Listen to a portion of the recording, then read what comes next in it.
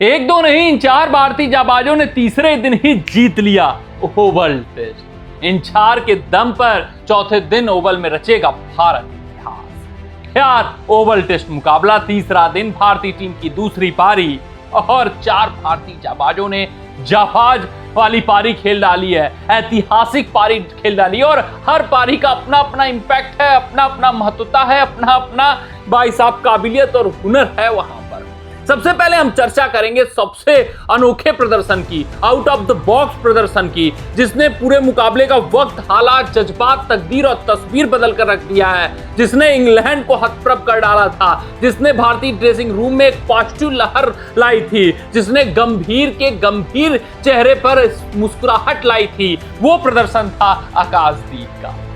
हाँ यार, आकाशदीप का क्या कर्तव्य था जब वो दूसरे दिन आए थे, आखिरी कुछ समय बचे हुए थे, कुछ आखिरी गेंदें बची हुई थी, उन गेंदों को सफलतापूर्वक खेलना और फिर देखा जाता तीसरे दिन वो आते, तुरंत आउट होते गिल और फिर यशस्वी जायसवाल पारी को आगे बढ़ाते। यही तो उद्देश्य था। लेकिन आकाशदीप भाई साहब, जो उनको कर्तव्य दिया गया था उससे ऊपर उठकर, भाई साहब अपने पोटेंशियल से ऊपर उठकर पंच करते हुए उन्होंने एक अद्भुत, एक अविश्वसनीय, और मैं बात करूं कंटेक्स्ट ऑफ द गेम के हिसाब से सबसे महत्वपूर्ण पारी, अरशद की पारी खेलाई। क्योंकि अगर आकाशदीप की वो पारी ना आई होती तो शायद फिर भारतीय टीम का जो ड्रेसिंग रूम था इतना पॉजिटिव महसूस नहीं कर रहा होता, फिर जो आने वाले बल्लेबाज थे उनके ऊपर जरूर दबाव रहता।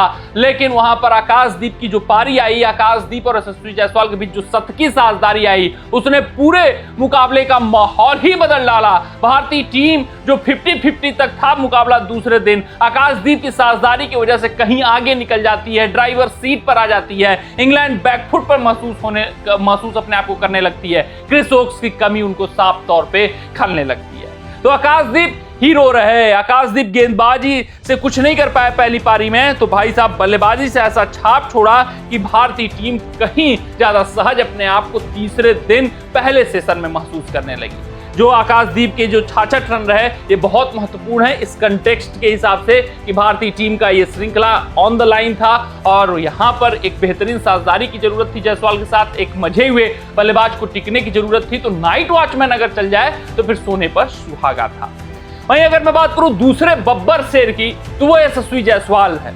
यार, जायसवाल पहला मुकाबला वहां पर बेहतरीन पारी आई थी, शतक ठोका था पहली पारी में श्रृंखला के, लेकिन उसके बाद जिस तरीके से इनका करियर जाना चाहिए था, इनकी बल्लेबाजी जाना चाहिए था, वो उफान नहीं आ पाया।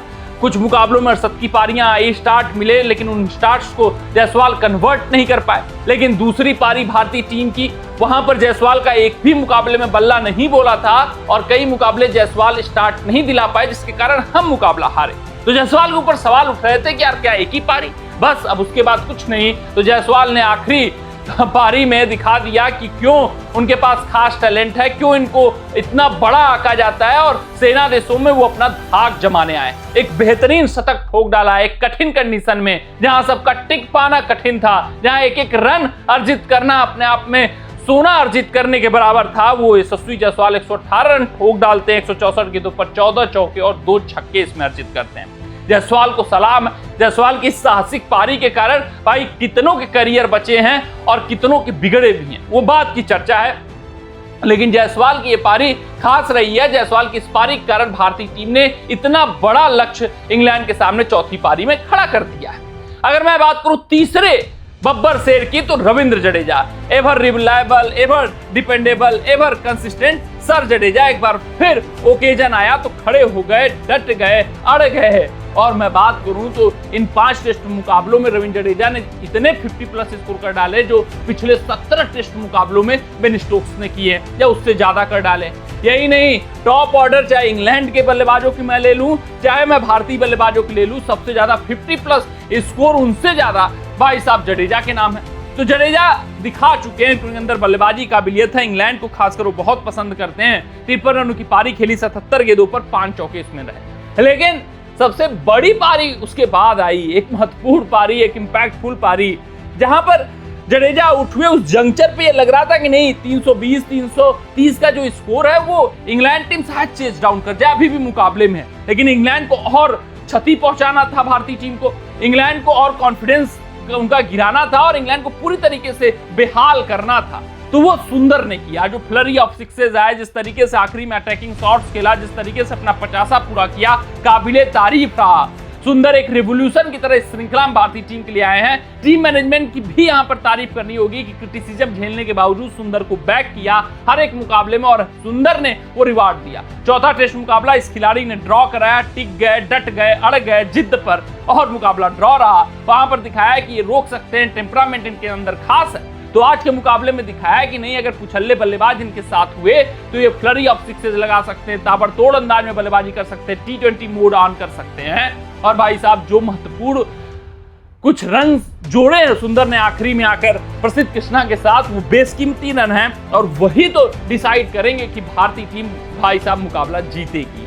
53 रन, 46 गेंदों पर 4 चौके और 4 महत्वपूर्ण छक्के। ये सुंदर के जो भाई साहब पारी आई है और सुंदर का ये जो 50 है, मोस्ट इंपैक्टफुल 50 आप कह सकते हैं इस पूरे टेस्ट मुकाबले का, मोस्ट इंपैक्टफुल 50।